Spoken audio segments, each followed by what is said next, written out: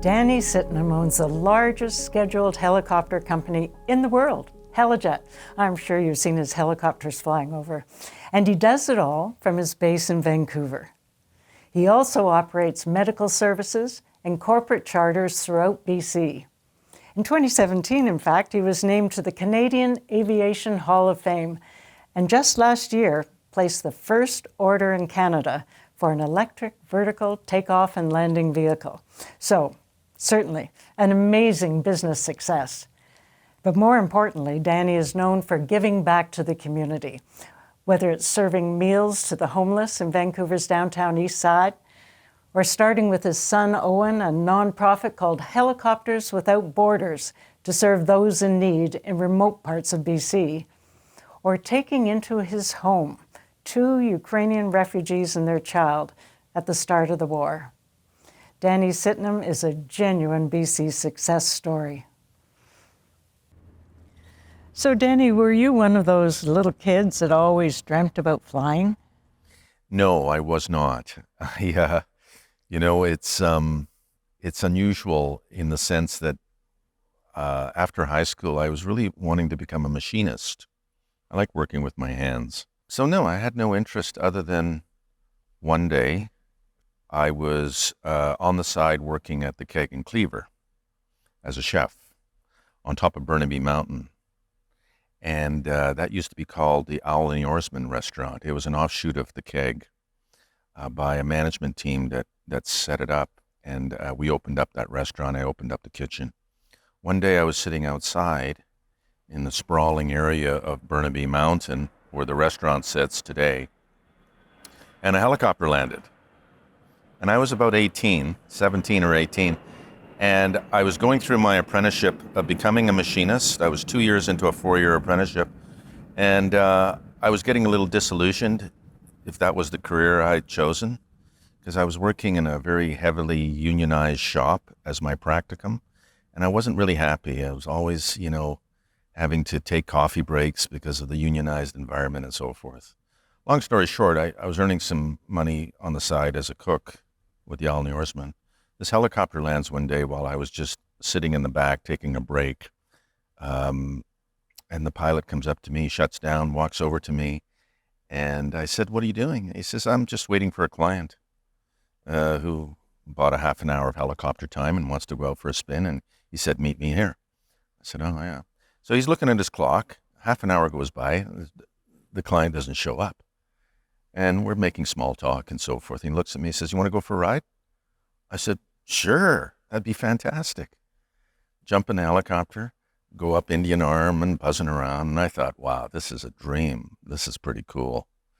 Landed, finished my work that day, went home. I said, "Dad, I'm not sure about becoming a machinist. I just got a helicopter ride. I think I'd like to maybe pursue a career in being a pilot." What did he say? He says, "Just follow your heart." I said, "Okay." So I cut my teeth up in the Yukon for several years, flying helicopters for resource industry, forestry, utility type work. It was a great experience. I was just in my glory. The freedom I had, and to get exposed to that type of country, but having the freedom of a helicopter to move around the country, it was just, couldn't have written it. So that's a pretty big jump to go from flying helicopters for another company, no main responsibility for the business, to all of a sudden decide you were going to start Helijet. Yeah. How did that happen? Well, it took a few years. I mean, I did most of my flying career up north in northern Alberta, Yukon, northern BC, and then I started a helicopter school with another former partner at Langley Airport. And we started a small training school. And we started instructing and training ab initio students to learn how to fly helicopters. And that worked out for 2 or 3 years, but again, it wasn't really my focus. I wanted to get more into commercial operations one day. And it just so happened that the person I was teaching to fly was a partner with my existing partner, Alistair, who's the chairman of the board today. And they split their business that they had. Alistair came to me and said, well, I now own a helicopter and I don't have a clue. My partner wanted to learn how to fly. What do I do with it? And I said, Alistair, I have an idea. And I sat down with him and we chatted. And I said, I think we have to sell that little helicopter, because what I'm thinking is the concept and the idea of starting a scheduled service between Vancouver and Victoria. And he looked at... No, I was thinking about it. I kept watching the seaplanes going back and forth way back when, during Air BC days and Air West were the companies that were running the seaplanes back and forth. And I said, today's technology, this helicopter could probably do a great job, if we can keep the service and standards and reliability up high, knowing the technology had much more capability than a seaplane, for instance, flying at night. And I knew it was more of a business market that was using that service to Victoria. And I thought one day a helicopter could probably do that quite well. So I shared that concept and we drafted out a bit of a business plan. And he brought in one other partner, which is still the three of us today that are the former partners. And we started Helijet in November of '86, right after Expo. So you start a helicopter company and you have this idea of commercial business. Were you terrified? I wasn't terrified, and we have a sort of a running joke. It was just fear and ignorance holding us back. But, I felt confident in myself, and I knew that we could probably put a fairly good team together. But to be honest, Carol, we didn't have a long-term business plan and a business case or all the financials that go with it to really demonstrate really where are we going to be financially with this program. It was very much, let's try it. And but I certainly wasn't afraid of it. I felt that we could stare the devils in the face and we would succeed. And so those early years, when you think back on them, I'm sure it wasn't a smooth ride the whole way. No. What were some of the challenges that you ran into? I think the biggest challenges, I recall about 3 months into the operation. Well, first of all, we were bleeding like stuffed pigs. I mean, it was just a bloodbath of red ink, and the board was getting very concerned. I had a good board of directors, and the board was getting very concerned that quarter after quarter after quarter, the cash calls that were coming in by the partners were just outrageous. And we didn't think we were going to make it financially. Strategically, we thought to try to get trial onto the service, we should start the pricing similar to what the seaplanes were offering. Back then it was about $72 each way for a seaplane ticket to Victoria. We said we would match that. I approached Ian Harris at the time of Air BC and was upfront that we're going to start a helicopter service. And he kind of looked at me and said, good luck, all the best. And we started at that price and the red ink just kept pouring and pouring. And at a very serious meeting that we had with the board, who looked at me and said, look, Danny, it's not going to work. You're not going to make it. We're not going to make it. No bank is going to bankroll this. I think we had been to 4 banks and been kicked out of 4 banks. Couldn't establish operating lines and so forth and so on. And the one board member stood up and said, there's only 2 options, Danny. Shut her down, lay off the staff, or put the price up tomorrow on the ticket. And based on my calculations, double it. So go to 144 each way. Immediately, I said the market is just going to fall apart. At a time when we're just trying to build brand and loyalty, I said they're not going to do it. Do it or close it, was the order by the chair and the board. I walked out of there. It was probably the darkest day I had. I walked out of and I thought to myself, what have I done? I've taken my family, my partners, my employees down in such a big way. Called a management meeting next morning, told the team what has to happen. Price went up on the ticket the day after to 144. Not a blink. Everybody just kept coming and using HeliJet. As you alluded to earlier, you can fly in some pretty crummy weather too.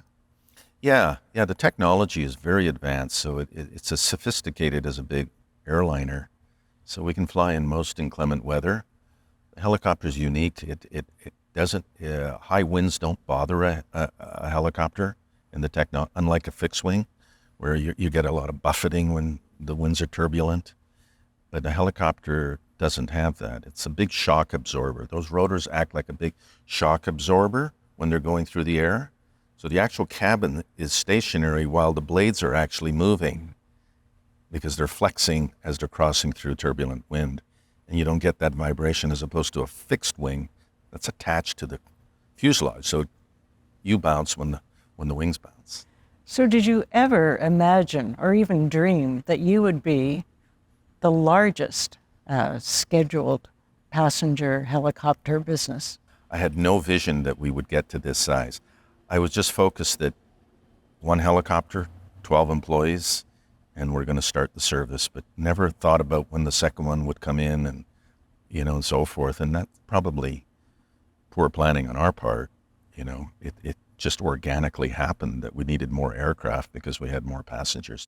A big part of your business is, I think most people wouldn't know about, is the contract you've had for maybe 25 years for medical services. Yeah. How does that work? You bid for the work under a very heavily laden out request for proposal. You have to demonstrate that you can operate on a 724 environment, that you have systems in place, safety systems in place. You have to be able to fly on goggles under night vision goggling. So all the pilots are trained to fly with goggles that illuminate the ground and the space that they're flying in. So it feels like they're flying at day, even though it's 2 a.m.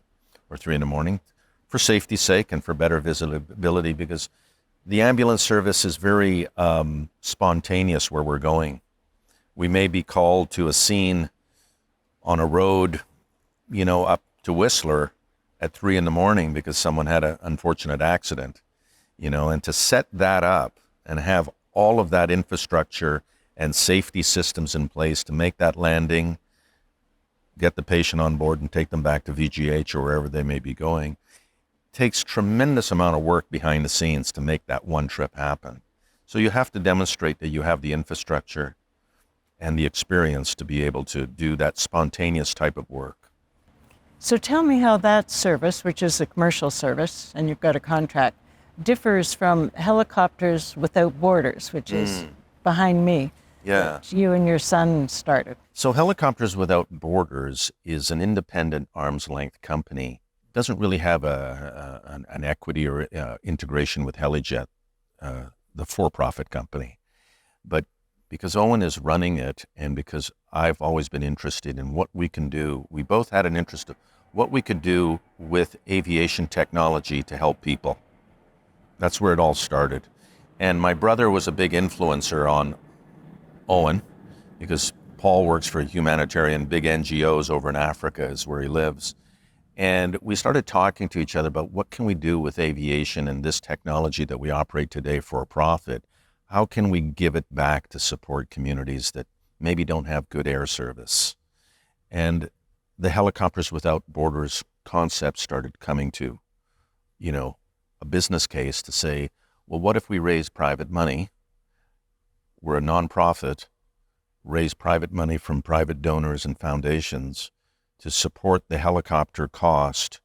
And then we made deliveries and services to rural and remote communities, indigenous communities in BC as a starting place. So we did, and we've been able to launch it about 2 or 3 years ago and have worked closely with the First Nations Health Authority, who are very, very proactive and very supportive of Helicopters Without Borders as the concept for air service into these indigenous communities. Can you give me, using Backpack Buddies as an example, how that works with Yeah. Helicopters Without Borders? So like any nonprofit, you sort of gravitate to other nonprofits to work together, almost in a community style. And when we with Backpack Buddies, we saw what their great things they're doing, and we said, well, these communities that we're servicing, okay, may need that product and those services, Which is food and supplies and day-to-day consumables. And we approached them and we got together and we said, well, look, we're going up to this remote community. If you have any additional supplies, we'll gladly take it. And we started building a relationship, and they started making deliveries on a regular basis to us, to areas that they otherwise cannot deliver to, because you need a helicopter to do that. So it was a natural fit. We said we should work together. And so many of the First Nations communities are really isolated and cut off from services as well. Very much so. I mean, some of the communities on the west side of Vancouver Island that we service, I mean, they just have no access, no road access, no air access, other than maybe a boat can get in and out of there, but that takes quite some time. And during inclement weather, it's pretty tough to bring a boat in, So the helicopter is a natural fit. And in so many ways, you're always talking about how you can give back to the community and how you can help or change things. That comes from deep inside you. How did that develop in you? I don't know, Carol. I think, you're influenced by people that you associate yourselves with. So a big mentor is my brother, who I've seen for 45 years doing what he does. World Vision Africa. World Vision International, Care Canada, and several other NGOs that he's worked with and for. I always admired him for what he was doing. He's certainly not doing it for the money. I know that for a fact. And so that was a big influencer to me. And then, looking at what we do every day and how much the community has supported us and what we do, there is this thing of wanting to give back. So we're a big supporter and sponsor of a lot of companies that are not for profit. We support Power to Be, which is a nonprofit on Vancouver Island that my daughter works for. They do great things. They raise money and they give that money back to families that don't have access to the outdoors. And they do all sorts of creative components and opportunities for, be it disabled mentally or physically, people. And so we support them. We support the Pacific Salmon Foundation for the Conservancy of Salmon. We're a big supporter of that. We support a lot of the arts and the theaters, the Belfry, the Arts Club and so forth. We're big sponsors of that. And it's a little bit of giving back because those are important elements to the people that travel with us, and that use our services. And you personally, of course, get involved because I know that you help serve meals at Union Gospel Mission. Yeah. I was there on December 9th. We served dinner to many of the women in the center down in Hastings and Gore. It was great, and we support it. And we raised a lot of money at our Christmas party, and we gave it all to Union Gospel Mission. Yeah. Why do you do that? Because it's the right thing to do.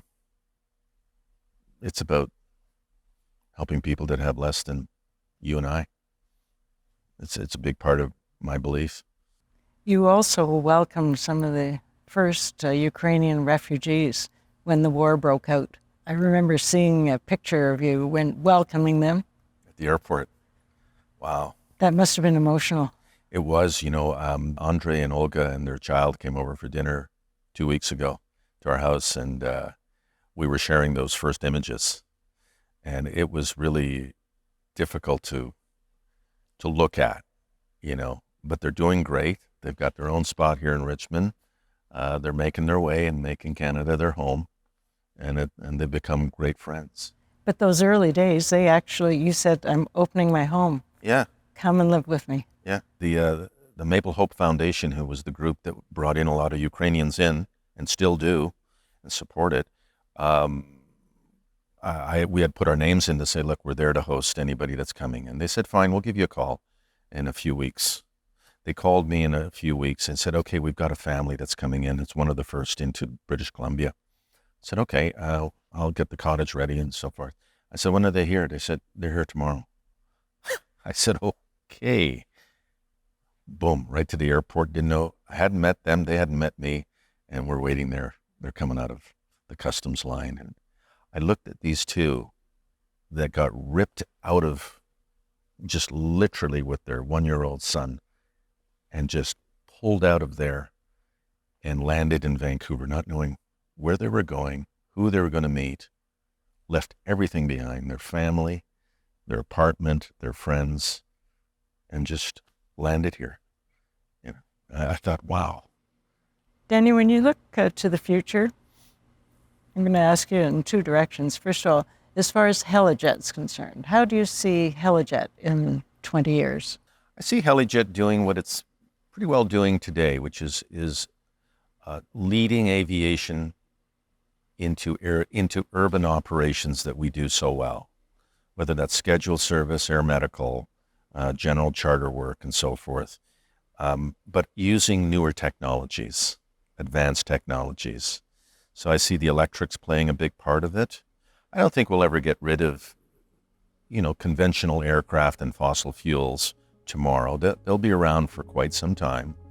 But the integration of these new technologies, I think, will add a lot of value to the future of vertical lift technology and to Helijet and what it's doing. It'll be a much more acceptable program. It'll be quieter, carbon footprint will be reduced significantly, and it'll be much more affordable. So the question now personal, how do you hope the future plays out for you? Well, now it's about health and wellness and making sure that I can stay healthy, that my family can stay healthy, that my new grandson to be, that I can hang out and maybe go fishing with him and showing him some of the things that I've experienced over time. So I'm kind of looking forward to that opportunity to grow, that way. What do you hope your legacy is? How do you want to be remembered? I just want to, I want to make certain that we helped people move forward, whether that's our employees, move forward and get that opportunity to make it your own. Making it your own is such an exciting opportunity for many of us that do it. And I'd like to share that and give that opportunity to others to do it. And that we did good for the community. I'd like to be remembered that, we did a good job. Thank you for all the good you have done and are doing. Thank you, Carol. Thanks, Danny. Thank you. Danny Sitnam, a BC legend.